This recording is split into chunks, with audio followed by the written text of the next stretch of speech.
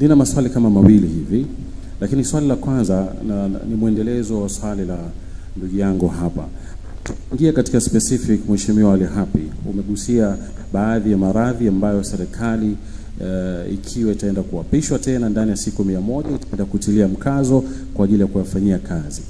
Tuje katika gonjwa moja ulilolitaja ambalo ni la figo. Kuna transplant inafanyika ya figo, ndio moja katika matatizo makubwa sana hata hatujaanza kufika kule mbele. Umezungumzia kuhusu kuweka sawa kabla hata kwenda kutoa bima ya afya.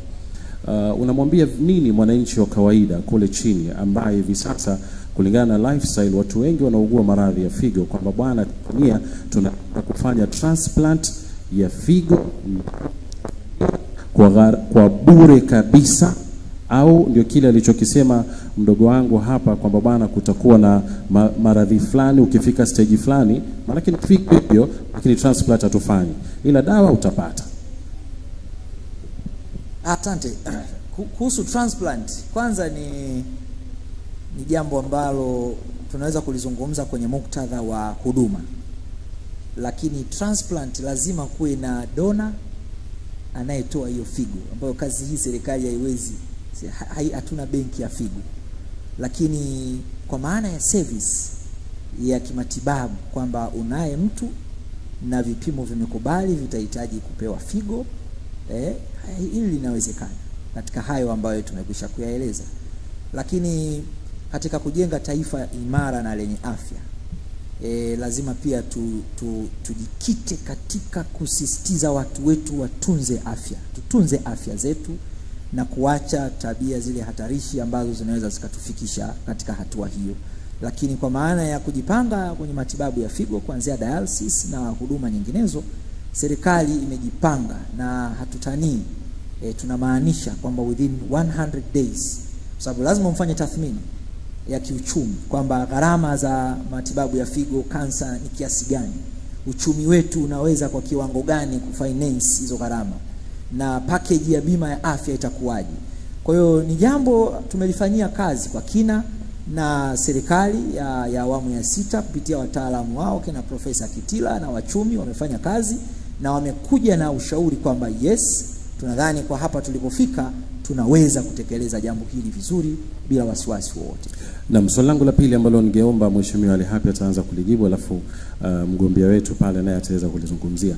Tanzania tuna upungufu wa nyumba za makazi kwa asilimia kubwa tu, na mada tuliokuwa nayo hapa ni vipi serikali ya awamu ya 6 imeweza kuwagusa mwananchi wa kawaida kule chini kiuchumi na kuweza kuangalia pato lake. Sasa moja katika vitu ambavyo ni vya msingi ili mimi Muhammad Matano niseme kweli nimeguswa, basi nipate paa la nyumba.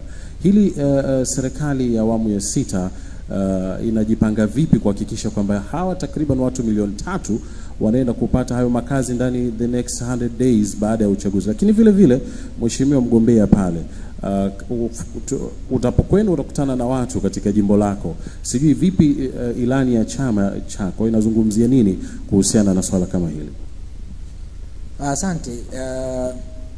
Sisi tunaamini katika kujenga uchumi jumuishi na fungamanishi, kwa sababu bila kujenga uchumi wa mtu mmoja mmoja hatuwezi kuwawezesha wananchi wetu kukidhi gharama za ujenzi hata kama tukizipunguza. Sasa tumefanya jitihada nyingi. Moja ni kutengeneza mazingira wezeshi ya kukuza ajira, na ajira zinatoka kwenye sekta rasmi na sekta isiyo rasmi, na takwimu zetu zinatuonyesha katika miaka 5 iliyopita tumewezesha kutengenezwa kwa ajira rasmi na zisizo rasmi takriban milioni 8 nchi nzima. Lakini ili uweze kujenga uchumi fungamanishi na jumuishi, lazima ujue kwamba nchi yetu zaidi ya 75 mpaka 80 ni wakulima, na wanategemea kilimo kama nyenzo kuu ya uchumi. Sasa yako mambo tuliyoyafanya kuwasaidia hili kundi kubwa. Moja ni kuongeza matumizi ya mbolea. Tulikuwa tunatumia matumizi ya mbolea kama tani 580,000 kwa mwaka in the past 4 years, miaka 4-5 iliyopita. Leo kwenda tani 1,112,000 kama na 366. Kwa hiyo matumizi ya mbolea yameongezeka, na kiashiria kikubwa katika uchumi wa kilimo kwamba nchi inafanya vizuri kinapimwa kwa kuangalia pia watu wake wanatumiaje mbolea katika mashamba. Bado hichi ni kiwango cha chini, tunahitaji kufanya vizuri zaidi. Lakini eneo la pili ni utoshelevu wa chakula. Ili watu waweze kutumia kipato chao kujenga uchumi, lazima utatue tatizo la njaa.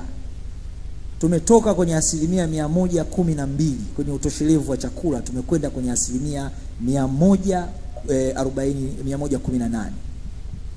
Kwa hiyo tumepiga hatua kubwa. Lakini tuna wakulima wanaolima kwa kutumia umwagiliaji, irrigation. Hatuwezi kutegemea mvua peke yake katika nchi. Lazima tujenge uchumi wa watu kwa kuweka miundombinu ya umwagiliaji. Tumetoka hekta 560,000 tumekwenda hekta 900,000.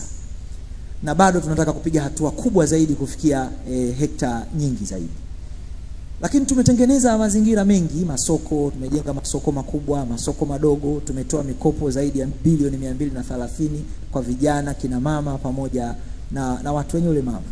Na tumesema ndani ya siku 100 baada ya mgombea wetu kuapishwa akawa rais wa Jamhuri ya Muungano wa Tanzania kwa tiketi ya chama chetu, tutatoa bilioni 200 kwa ajili ya kuwezesha mitaji kwa makampuni ya vijana, kwa ajili ya kuwezesha mikopo midogo midogo kwa kina mama, wazee, wote wanaofanya ujasiriamali, ili tutatue tatizo la mitaji ambalo linawakabili watu wetu. Lakini haya yote yanalenga katika nini? Tunalenga katika kujenga uchumi wa mtu mmoja mmoja. Watu wa vipato vyao viongezeke, uwezo wao wa kuzalisha uongezeke, ili wao wenyewe waweze kununua bati, waweze kununua nondo, waweze kununua simenti. Lakini tuna mpango kwenye ilani ya miaka 5 ijayo kuanza kuboresha makazi ya mjini. Chama cha Mapinduzi kinajua wananchi wa Dar es Salaam na wafanyakazi wengi katika miji mikubwa wanapata changamoto ya makazi bora. Tunaona na tunatazama namna ya kubadilisha maeneo kama Manzese, maeneo kama hayo ambayo ni squatters. Tupandishe magorofa makubwa kwa kushirikiana na sekta binafsi, ili watumishi wanaokaa Chanika hawana sababu ya kukaa Chanika, wanafanya kazi Posta. Tunataka wakae Tandale kwa Tumbo, Tandale kwa Mtogole, wakae Manzese katika flat za gharama nafuu, alafu waje wafanye kazi na kurudi majumbani mwao. Desa na washukuru waandaaji wa mdahalo huu. Swala la makazi kwa kweli ni swala nyeti sana katika muktadha wa siasa zetu na muktadha wa maisha ya Watanzania. Nitatumia mfano ama kama rejea kwenye jimbo langu nalotokea.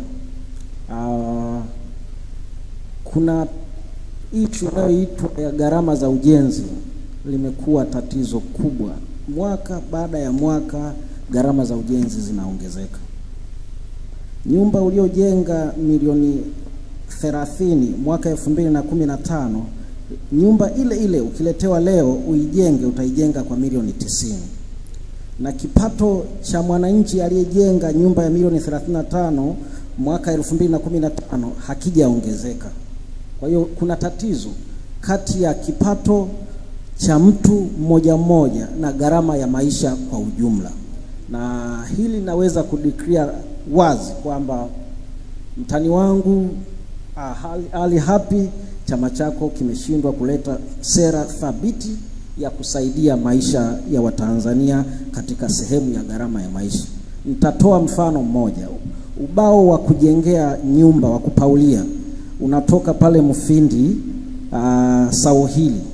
Cha kwanza unatozwa kodi ukiwa shambani. Hiyo ya kwanza kabisa, unatoza kodi ukiwa shambani. Ukivunwa unatozwa kodi. Ukianza kusafirisha unatozwa kodi ya manispaa pale. Ukivuka wilaya hadi wilaya mpaka unafika Dar es Salaam umetozwa kodi zaidi ya 6. Na katika sheria zetu zinazuia kitu kinaitwa double taxation. Unaweza kaona kwamba huo ubao ili uje umfikie mlaji wa Mbutu ataununua kwa shilingi 8,000 mpaka 10,000, ubao ambao umezalishwa kwa pale ambao angenunua kwa shilingi 2,000. Kwa hiyo ni sera, ni swala la sera, wala sio swala la siasa, ni swala la sera. Mtani wangu amejenga mambo mengi, amesema ndani ya ukiongelea kila hoja ni ndani ya siku 100, ndani ya siku 100. Mimi nilipokuwa namsikiliza nilidhani ni chama cha upinzani kinajiandaa kwenda kushika dola. Kumbe ni chama tawala, kipo miaka 65. Nilifikiri hoja za Ali Hapi ndio nizizungumze mimi, kwamba tukiingia madarakani tutafanya hiki, tutafanya hiki, tutafanya hiki, tutafanya hiki. Huyu hoja zake itakiwa awe tumefanya 1, 2, 3, mtuongezee muda, tutafanya 2, 3, 4. Sasa issue ya nirejee kwenye issue ya bima, ni siasa zimejaa sana kwenye hili eneo. Ilani ya chama chetu tumeweka wazi kwamba sisi huduma za afya zitakuwa bure. Tumeweka wazi, na sio bure tu, licha ya kuwa bure tumekuwekea na nyongeza kwamba wewe mwananchi ambaye mgonjwa wako amepelekwa hospitali amelazwa, huna haja ya kubeba mtori, kubeba sijui ubwabwa mpelekee pale, serikali ita provide. Tunataka turejee kwenye eneo ambalo nchi ilipokuwa inapata uhuru, huduma za afya zilikuwa bure. Watu muelewe, hizi huduma za afya za kulipia zimekuja juzi tu. Huduma za elimu zilikuwa bure. Na kipato cha nchi kilikuwa kile kile cha kipindi hicho kikilingana na idadi ya watu. Leo kipato kimeongezeka. Leo tunazungumza makusanyo ya serikali kwa maana ya bajeti, tupo kwenye trilioni 50. Kipindi kile tulikuwa na trilioni 8, trilioni 2, trilioni 1 na kutangapi. Tulikuwa tukiweza kuendesha serikali kwa vitu, kwa huduma za kijamii kuwa bure. Why tushindwe leo kutoa elimu bure? Leo tumeleta nadharia inaitwa elimu bure, lakini nenda kwenye physical kuna elimu bure. Mimi mtoto wangu anaenda shule, anakwenda shule, lakini kimsingi ni kama nalipa ada mara 2 ya kipindi ambacho haikuwa bure. Atatakiwa daftari, atatakiwa dawati, atatakiwa sijui tofari, yani vitu vingi vimejaa hapa katikati. Hakuna udhibiti wa elimu bure. Tunaambiwa kuna elimu bure. Tunasema kwamba huduma za afya wenzetu wanasema watazitoa katika, wametaja mambo, wamesema sijui ingine itakuwa free. Jamani, nyinyi wote huku mnatoka kwenye jamii. Kwa mara ya kwanza katika kipindi cha miaka 5 nyuma tumeshuhudia maiti zinauzwa katika mahospitali. Yaani wewe ukitaka kushuhudia kwamba eneo la afya ni nyeti na linaumiza, kafiwe na ndugu yako pale Muhimbili. Halafu hapo ndio utakapojua kwamba Chama cha Mapinduzi cha mtani wangu Hapi kimeshindwa kujenga sera thabiti dhidi ya wananchi. Leo mtu akitaka kwenda kujifungua, tunaamini kabisa kwamba swala la uzazi ni swala la heshima katika familia. Swala la uzazi ni swala la heshima katika nchi. Lakini mzazi anapokwenda kujifungua, anamzidi mtoto wa shule anapokwenda shule kubeba mafurushi makubwa, sindano, kama vile anakwenda kufanya operation, lakini anakwenda kujifungua. Sisi sera yetu tumeweka wazi kwamba maeneo hayo mzazi, elimu na vyote vya kijamii vitakuwa bure. Watu wengi wanauliza, "Why mtoe bure? Mtapata wapi pesa?" Jamani, ngoja niwaeleze kitu kimoja. Sijuzi tumeleta wawekezaji DP World. Hivi mnafuatilia makusanyo ya DP World kwa mwezi, kwa mwaka mnafuatilia? Kwa mujibu wa ripoti au taarifa ya bunge iliyosomwa na waziri wa uchukuzi mwezi Mei mwaka 2024 na 25, inasema hivi: makusanyo ya DP World pale bandarini yameongezeka kutoka trilioni 7.1 mpaka trilioni 8.2 kama sikosei. Unaweza kuna ongezeko la kiwango gani kwa kipindi cha miezi 5 ya uendeshaji wa DP World? Hivi tukichukua ile trilioni 1.8 iliyozidi pale tukaipeleka kwenye sekta ya afya, watu hatutibu bure? Hiyo ni eneo moja tu la bandari. Twende eneo la madini. Kila kukicha takwimu zikisomwa kuna nyongeza. Hizo nyongeza zinaelekea wapi kama zipelekwe kwenye elimu? Kiwango cha serikali kutoa ruzuku katika elimu tangu 2015-16 mpaka 2021-22 kimebaki katika level ile ile. Wanakuambia kila mwanafunzi anapewa 20,000, lakini ni eneo ambalo ni nyeti sana. Tunatakiwa tulipe kipaumbele. Sisi kama chama tumeamua kulivalia njuga kwamba tutahakikisha tuna provide kwa 100%. Hakutakuwa na tofari, hakutakuwa na sijui na daftari na jembe, wala hakutakuwa na mtoto atasoma, mtoto atalishwa. Tunataka tuzalishe kizazi ambacho kinakuja kufikiri zaidi Tunajisifu kwamba Waisraeli wanajua kufikiri, tunajisifu kwamba Warusi wanajua kufikiri, lakini wamewekeza wenzetu kwenye elimu. Sasa ukiangalia Chama cha Mapinduzi kinavyojenga sera kuhusu taifa, utafikiri wanajenga sera kuhusu maisha ya mtu mmoja mmoja. Jamani, hii nchi itakuwa tujenge tukiwa serious. Leo nitakwambia mfano, jimbo langu la Kigamboni lina kilomita zaidi ya 80 za fukwe za bahari. Kaulize zimetumikaje hizo fukwe? Ukianzia tu hapa kwenye Pantoni hapa mpaka unafika Buyuni Pemba Mnazi, zaidi ya kilomita 60-70 hazijatumika effective kwa wananchi wa kawaida. Tuna uwekezaji wa watu, mahoteli, lakini vimehusika vipi na maisha ya mtu mmoja mmoja? Tuna wavuvi, Kigamboni inatawaliwa na wavuvi. Wale wavuvi wamesaidiwa kwa kiwango gani?